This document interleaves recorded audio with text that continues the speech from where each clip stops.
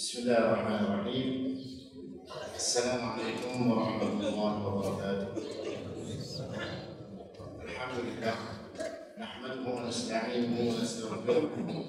Wa na'udzu billahi min shururi anfusina wa min sayyiati a'malina. Yahdihillahu fala mudilla lahu wa man yudlil fala hadiya lahu. Wa asyhadu an la ilaha illallah wahdahu la syarika lahu. وأشهد أن محمدا عبده ورسوله اللهم صل وسلم وبارك على نبينا محمد وعلى آله وصحبه وسلم تسليما مزيدا.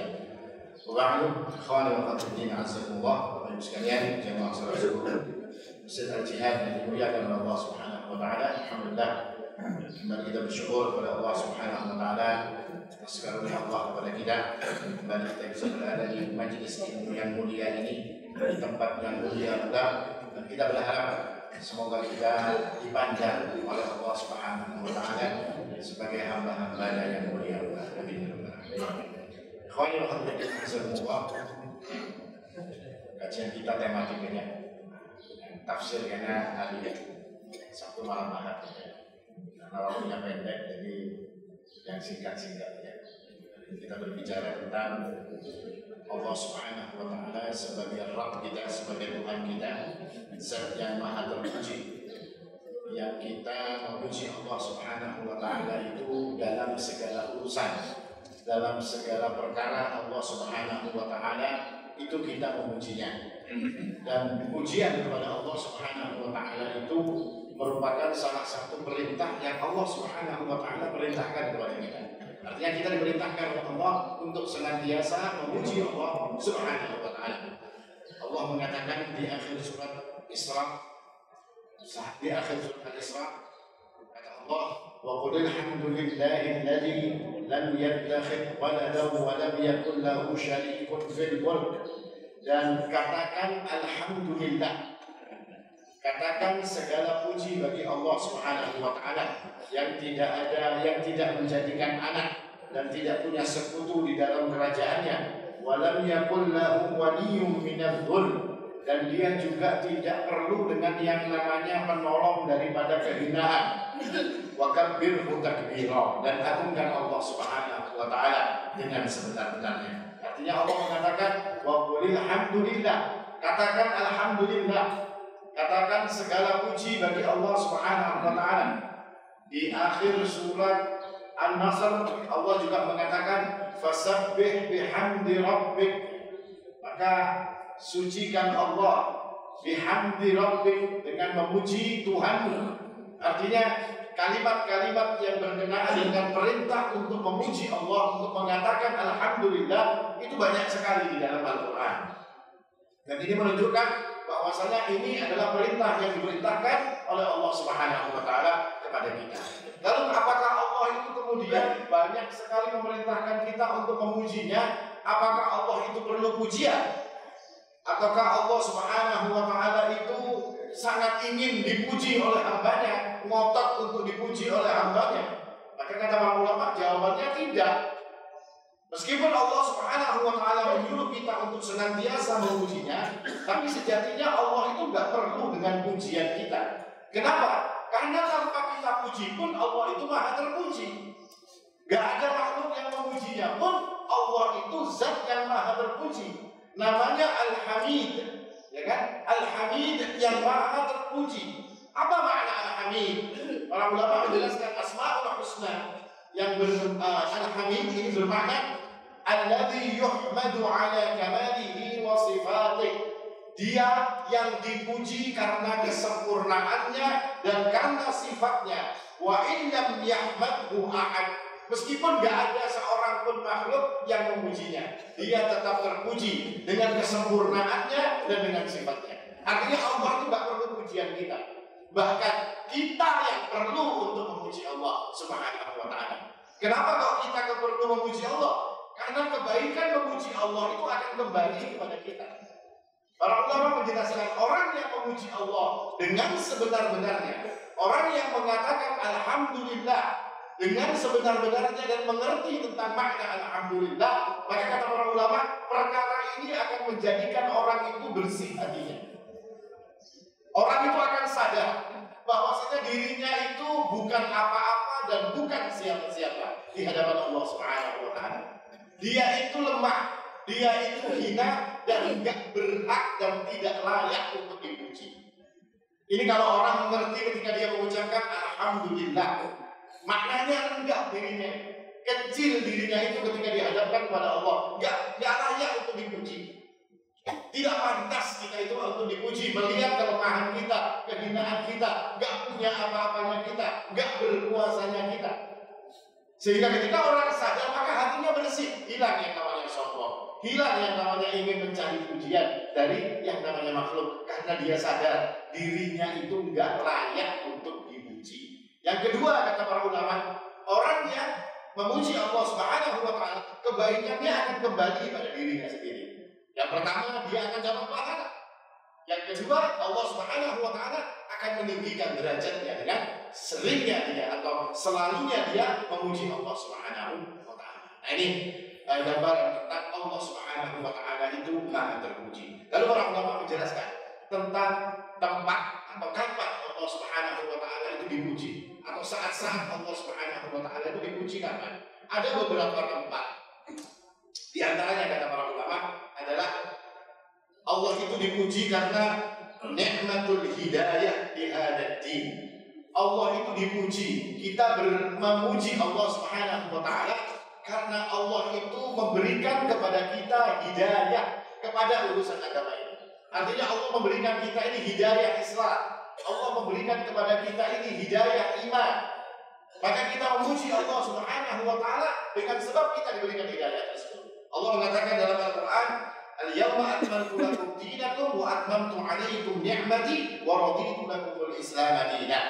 Dan hari ini aku sempurnakan bagimu agamamu, dan aku sempurnakan pula nikmatku untukmu, dan aku ridha, kata Allah Subhanahu wa taala, Islam sebagai agamamu. Artinya Allah Subhanahu wa taala memberikan kepada kita ini nikmat agama yang Allah ridhai, agama yang telah Allah sempurnakan.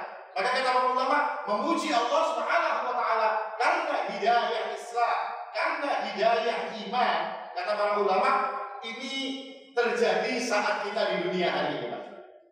Kita memuji Allah, kita bersyukur kepada Allah. Artinya pujian kita kepada Allah itu bermakna syukur kita kepada Allah Subhanahu wa taala telah diberikan hidayah kepada iman, telah diberikan hidayah kepada Islam.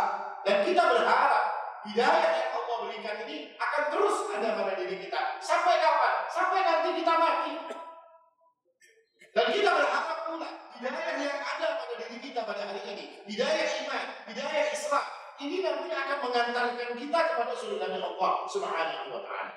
Karena Allah Subhanahu wa taala mengabarkan kepada kita tentang orang-orang yang dulu di dunia mendapatkan hidayah, lalu mereka berjalan di atas hidayah tersebut, maka hidayah ini akan mengantarkan mereka kepada surga Allah Subhanahu wa taala.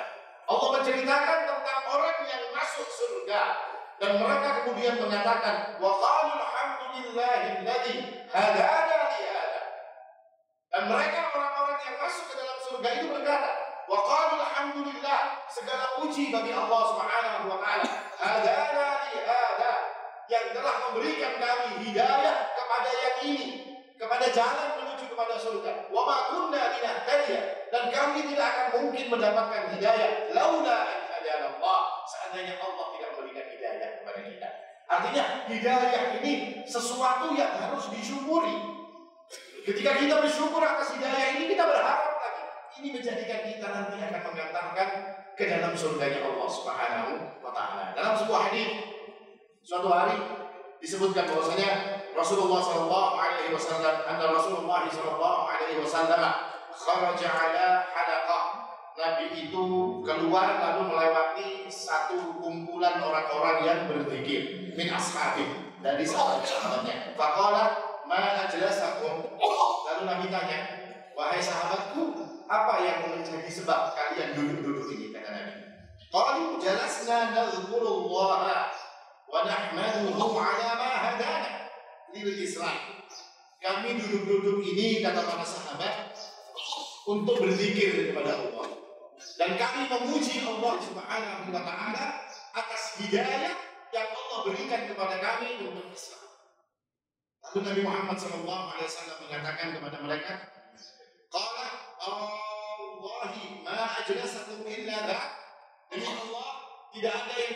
kalian ini duduk kecuali hanya untuk itu, kata Nabi.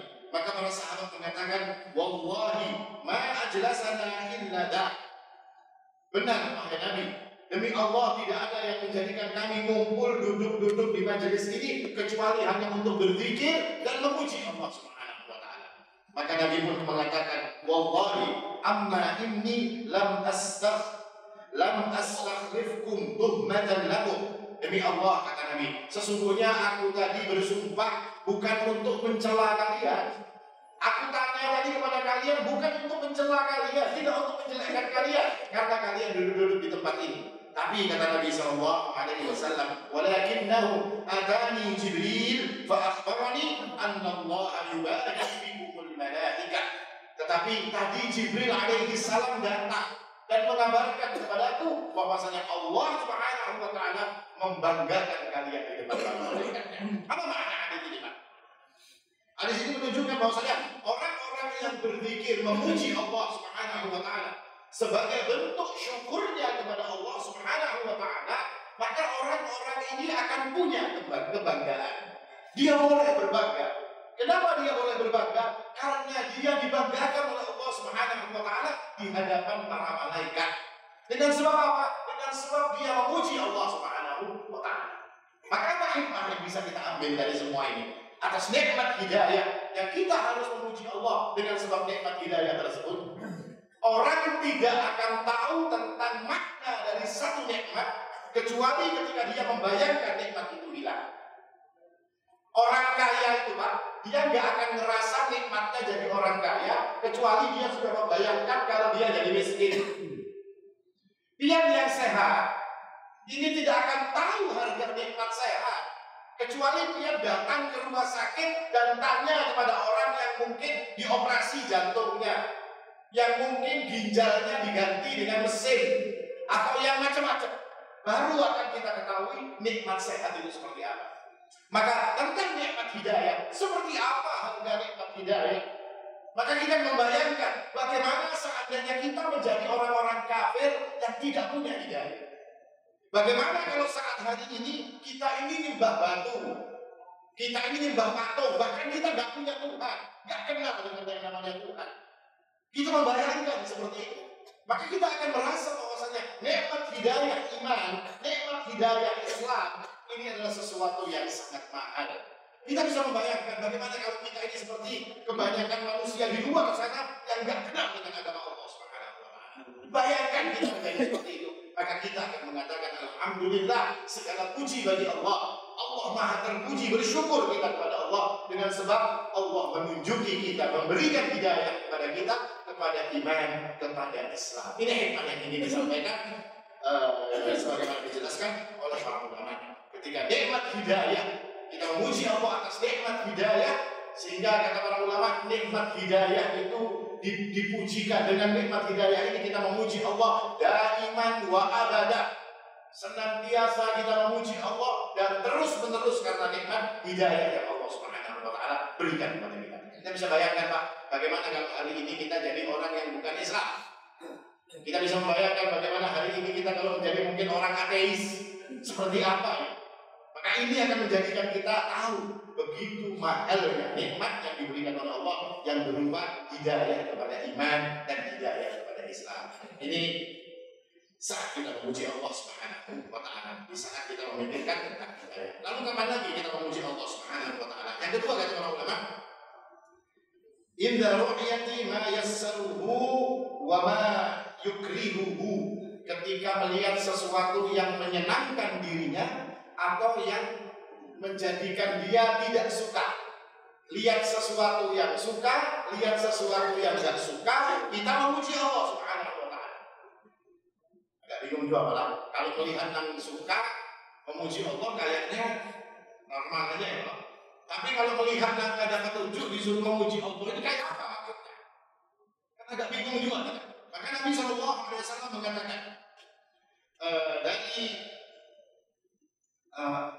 Ibunda Aisyah radhiyallahu anha, dia mengatakan, karena Rasulullah sallallahu alaihi wasallam idza ra'a ma yuhibbu qala alhamdulillahilladzi bi ni'matihi tatimmu shalihat. Nabi itu kalau melihat sesuatu yang beliau suka, sesuatu yang beliau senang dari segala macam urusan. Pokoknya bikin beliau senang, beliau selalu mengatakan alhamdulillahilladzi bi ni'matihi tatimmus shalihat. Tapi kata Ibunda Aisyah, wa idza ra'a ma yakrahu.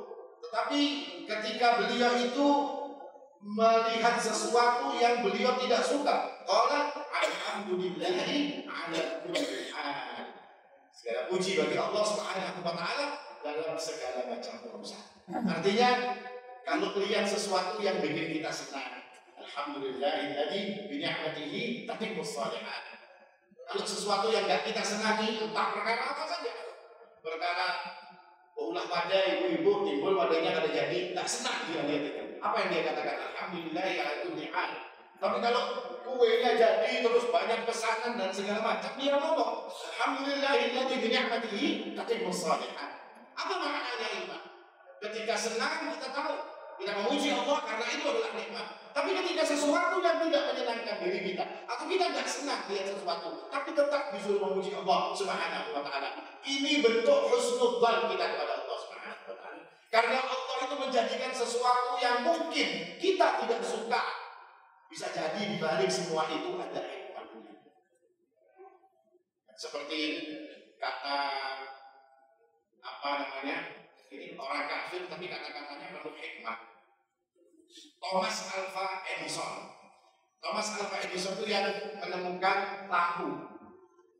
Dia melakukan 1000 kali percobaan untuk bikin lampu, 1000 kali gagal. Dan yang ke-1001 baru jadi lampu. Apa kata Thomas Alva Edison? Dia mengatakan, saya tidak gagal. Ini husnudzan dia sebetulnya. Ya ini contohnya husnudzan. Saya tidak gagal. Cuma saya telah menemukan 1000 cara yang salah untuk bikin lampu. Paham? Jadi bukan kegagalan itu. Itu cara yang salah. Ada 1000 cara yang salah mau bikin lampu. Nah bujur seperti itu. Umat Islam diajarkan untuk seperti ini. Untuk husnudzan kepada Allah. Meskipun sesuatu itu tidak menyenangkan kita. Tidak senang. Sampai dikatakan inda ru'yati ma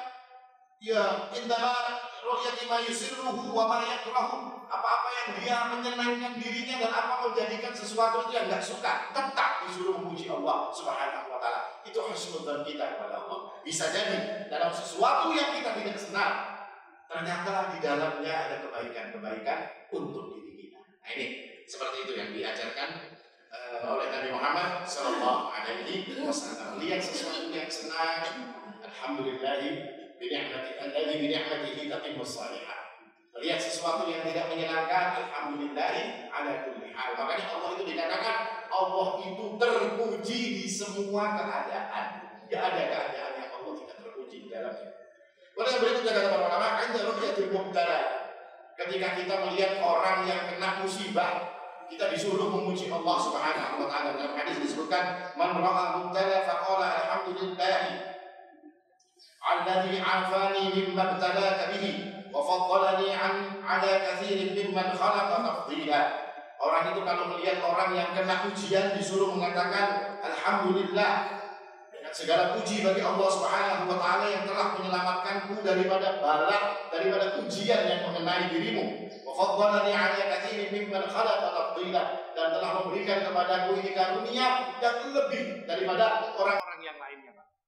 Artinya kita disuruh mengucapkan itu bukan untuk sombong, bukan untuk mengejek yang kena musibah, ya kan? Kita ngomong misalnya, alhamdulillah seorang tidak kena balak kayak antum, tidak kena ujian kayak antum.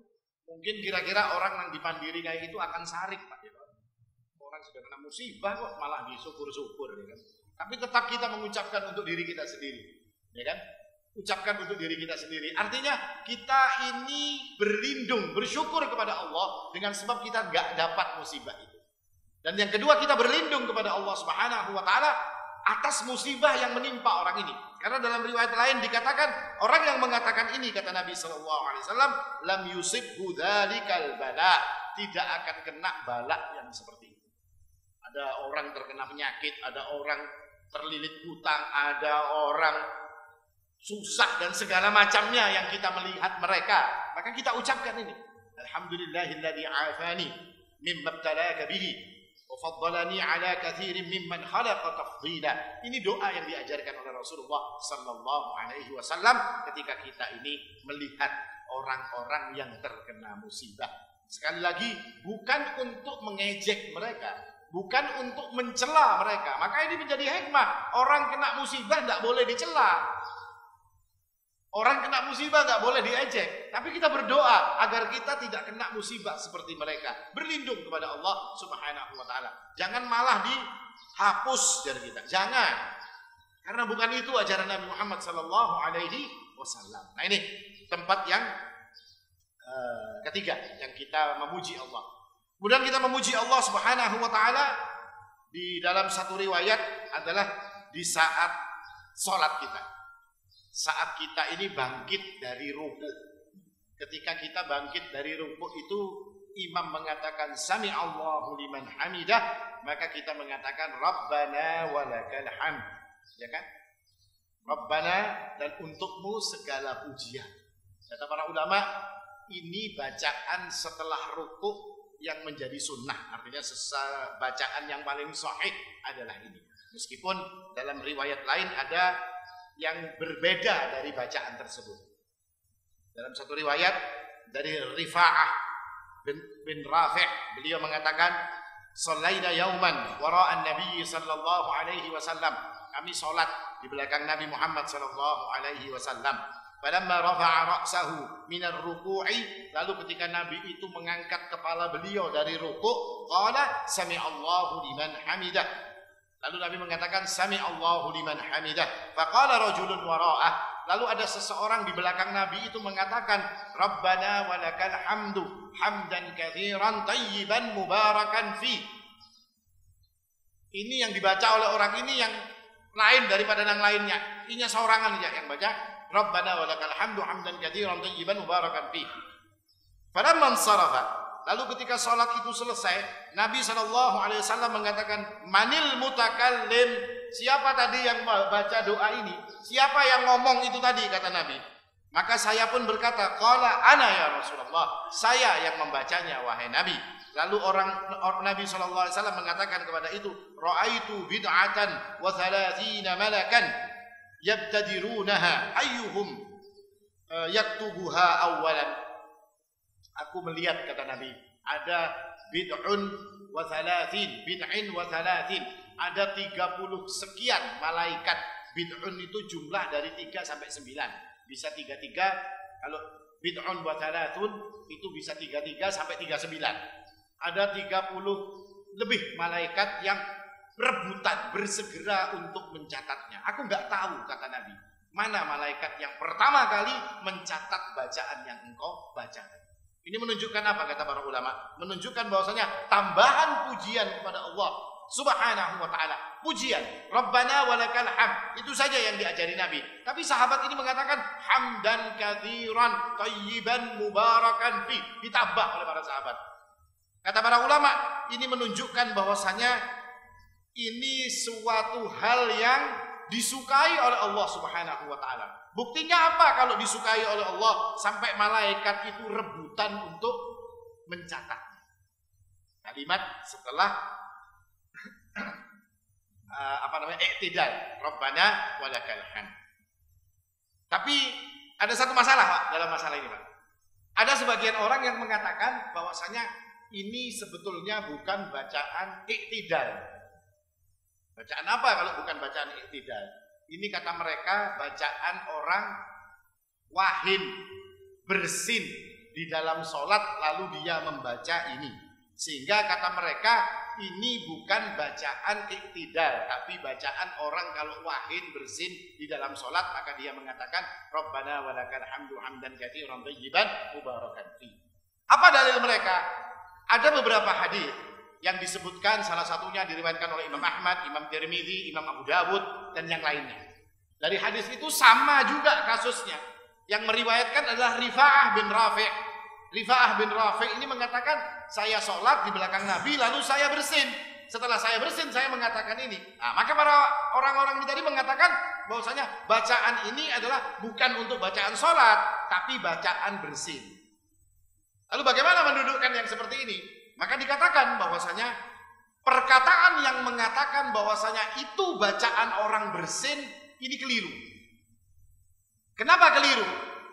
Kelirunya dilihat dari berbagai macam sisi. Bukan asal bilang keliru, tidak. Tapi dari berbagai macam sisi. Sisi pertama, riwayat yang mengatakan bahwasanya bacaan itu adalah bacaan sholat atau bacaan i'tidal. Seperti riwayat pertama, saya sholat di belakang Nabi, lalu ketika Nabi rafa'a ra'sah yaqulu sami Allahu liman hamidah, faqultu rabbana walakal hamdu hamdan katsiran thayyiban mubarakan fi, tanpa menyebutkan bersin. Ini diriwayatkan oleh Imam Bukhari. Sedangkan riwayat yang mengatakan itu bacaan bersin, itu diriwayatkan Abu Dawud, An-Nasa'i, At-Tirmidzi dan yang lainnya. Kaidah dalam hadis, ketika satu riwayat itu tidak boleh menyelisihi riwayat yang lebih sahih. Kalau kita bertanya, sahih mana riwayat Al-Bukhari dengan riwayat An-Nasa'i? Bukhari. Sahih mana riwayat Al-Bukhari dengan riwayat Abu Dawud? Sahih Bukhari. Maka riwayat ini nggak boleh menantang atau menabrak riwayat yang lebih sahih. Nggak bisa itu. Kalau ada satu riwayat yang berselisih atau satu riwayat yang berbeda dengan riwayat yang lebih sahih, maka riwayat itu disebut syadz. Hadis ini hadis yang syadz. Syadz itu artinya hadis ini bukan tidak diterima. Syadz itu kayak aneh, kayak ada hal yang aneh, sesuatu yang berbeda, ada keanehan, nyeleneh. Hadis ini nyeleneh. Kenapa? Karena menyelisihi hadis yang lebih sahih. Hadis yang lebih sahih punya siapa? Punya Bukhari. Yang ini punya siapa? Punya Abu Dawud dan yang lain-lainnya. Bahkan dalam riwayat lain, hadis tentang yang bercerita tentang bersin bukan hanya dengan kalimat Rabbana walakal hamdu hamdan katsiran thayyiban mubarakan fi. Bahkan ada tambahan mubarakan alaihi, ya kan? Kama yuhibbu rabbuna wa yarda. Ada riwayat yang seperti itu. Artinya ada tambahan lagi, bacaannya macam-macam. Tapi tetap tidak bisa ini dikatakan orang yang baca Rabbana walakal hamdu hamdan katsiran thayyiban mubarakan fi itu salah. Kenapa? Karena itu adalah bacaan orang yang bersin. Justru ini yang keliru. Karena riwayat yang lain ini tadi menantang riwayat yang paling sahih, riwayatnya Imam Bukhari yang diselisihi. Nah, ketika sesuatu riwayat menyelisihi riwayat Al-Bukhari, maka riwayat itu akan ditinggal dan pasti riwayat itu ada masalah. Pasti riwayat yang seperti itu ada masalah. Kita nggak bisa, Pak. Dalam urusan agama itu asal baca hadis langsung dipraktekkan, nggak bisa. Makanya perlu dengan namanya ulama. Makanya Allah mengatakan fas'alu ahla dzikri in kuntum la ta'lamun. Tanya orang yang ngerti. Nggak bisa kita baca hadis berarti langsung dipraktekkan. Baca hadis langsung dipraktekkan, nggak bisa yang seperti itu. Nah, ini yang dijelaskan oleh para ulama. Artinya riwayat itu menyelisihi riwayat yang lebih sahih, maka dia nggak bisa diterima. Seandainya riwayat itu sahih, ini salah satu jalan yang diambil oleh Ibnu Hajar. Seandainya riwayat itu sahih, kata para ulama, maka bisa jadi, kata para ulama, ketika dia mengangkat kepala untuk i'tidal, memuji Allah, ini tempat untuk memuji Allah. Ketika dia i'tidal tadi, teimbe lawan inya bersin. Ini menunjukkan bahwasanya orang bersin itu, kata para ulama, membaca doanya atau membaca alhamdulillahnya itu yang paling baik adalah di dalam hati, jangan diucapkan. Ini kata para ulama. Artinya ini kebujuran saja. Inya i'tidal, kebujuran, inya bersin. Akhirnya terbaca kayak itu dianggap ini bacaan bersin. Padahal tidak. Yang benar itu bacaan, dia baca bersinnya wallahu a'lam, dia baca dalam hati atau yang lain. Tapi bacaan yang dia baca itu adalah untuk orang yang i'tidal bagi makmum. Ini alasan kedua. Alasan ketiga apa? Tentang status hadis bersin tadi para ulama mengatakan. Jadi ini kata para ulama, bukan kata saya. Imam Al-Baihaqi, beliau mengatakan al-mahfudhu qalaha ba'da ruku'. Yang benar, kata beliau, bacaan itu adalah bacaan setelah ruku', artinya i'tidal. Kata Imam Al-Baihaqi. Kata Imam Ad-Daraqutni, hadza ghairu mahfudhah. Perkataan yang mengatakan bahwasanya itu bacaan bersin ghairu mahfudh, tidak terjaga, tidak benar, kata beliau. Intinya tidak sahih. Ini kata Imam Ad-Daraqutni. Kata Imam An-Nawawi sama semisal, bukan hadis yang sahih gitu tadi. Bahkan kata Syekh bin Baz dan Syekh Albani, itu beliau berdua mengatakan ini tidak sahih. Hadithun ini tadi hadis yang tidak sabit, hadisnya tidak sahih.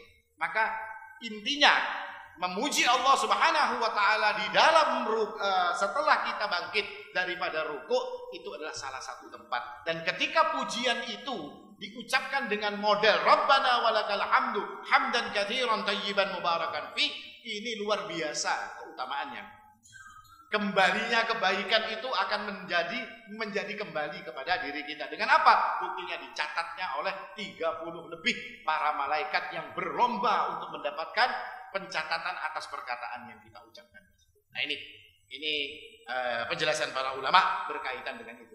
Dan dijelaskan yang lain bahwasanya bacaan itu bukan bacaan bersin, adalah bacaan sholat. Ada lagi riwayat yang lain. Ketika seorang sahabat mengatakan, anna rajulan jaa fadakhala as-saffa wa qad hafazahun nafas. Ada orang yang datang terburu-buru sampai hingal-hingal masuk ke dalam shaf. Lalu dia mengatakan, langsung dia takbir, Allahu Akbar. Lalu dia mengatakan alhamdulillah Rabbana alhamdulillah hamdan katsiran thayyiban mubarakan fi. Mirip dengan bacaan tadi. Ya kan? Mirip dengan bacaan tadi. Di dalam salat kata Nabi, ini bukan 30 lebih malaikat, tapi kata Nabi SAW ada 12 orang malaikat yang berlomba untuk mencatatnya. Nah ini bukti bahwasanya ini bacaan dalam sholat, bukan bacaan orang yang bersin. Dengan alasan berbagai macam alasan yang dikemukakan oleh para ulama tadi. Yang satu, dia menyelisihi khabar sahih. Yang kedua, hadis ini memang dianggap mungkin kebujuran. Yang ketiga, para ulama hadis mengatakan hadis ini tidak sahih, hadisnya punya masalah. Nah, tapi intinya kita memuji Allah Subhanahu wa taala di dalam salat kita, maka itu lain ceritanya dengan memuji Allah di luar daripada salat. Ketika kita mungkin dalam rukuk kita, dalam i'tidal kita, atau dalam yang lain-lainnya, ada kebaikan-kebaikan yang lebih yang diberikan oleh Allah Subhanahu wa taala kepada diri kita. Yang terakhir adalah duburas salatil maktubah.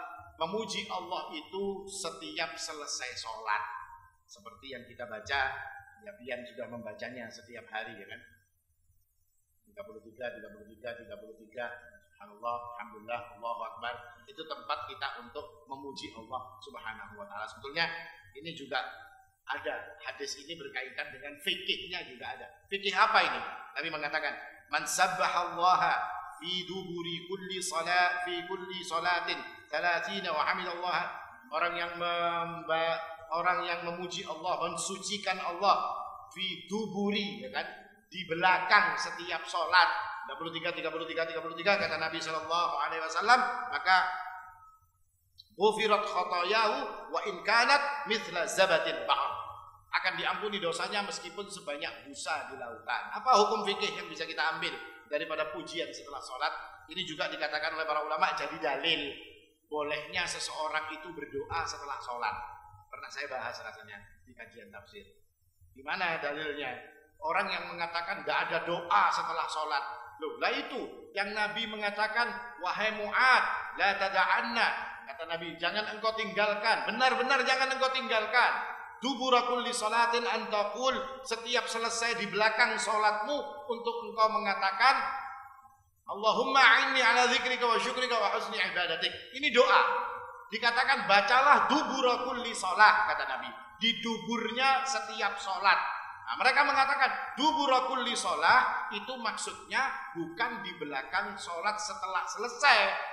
Karena kalau diakui setelah selesai sholat, maka hukum berdoa setelah sholat maktubah, hukum berdoa setelah sholat wajib itu boleh, itu sunnah.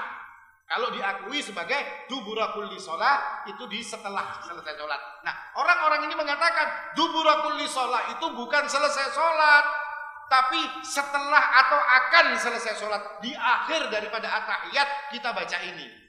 Jadi setelah, tetap di dalam sholat, bukan di luar sholat, tapi di dalam sholat. Sehingga kata mereka tidak disunnahkan orang berdoa setelah sholat. Nah, kita akan jawab, oke, kalau begitu kita akan ikuti kaidah ini. Nah, Nabi di sini mengatakan siapa yang bertasbih 33 kali, tahmid 33 kali, takbir 33 kali, dubura kulli sholat. Kalimat dubura kalau dikatakan bukan di setelah selesai sholat, tapi di akhir sholat dan tetap di dalam sholat, ya pian baca aja sebelum habis tahiyat akhir itu yang apa? Wirid itu tadi. Nah ini jadi dalil. Terus mereka ini alasan lagi. Oh enggak, maksudnya dubura kulli sholatin itu ada yang di dalam sholat dan ada yang di luar sholat. Saya pernah ngomong dengan orang seperti ini. Ada yang di dalam sholat dan ada yang di luar sholat. Lalu saya bilang sakarepmu. Terserah antum, hendak di luar sholat, hendak di muka sholat, terserah antum. Yang jelas kaidah bahasa mengatakan seperti ini. Kalau mau bicara seperti itu, ya tadi itu Pak, sakarepmu. Alhamdulillah bermanfaat. Aqulu qouli hadza wal haqqu 'indallah. Subhanakallahumma bihamdik, asyhadu an la ilaha illa anta astaghfiruka wa atubu ilaik. Assalamu alaikum warahmatullahi wabarakatuh.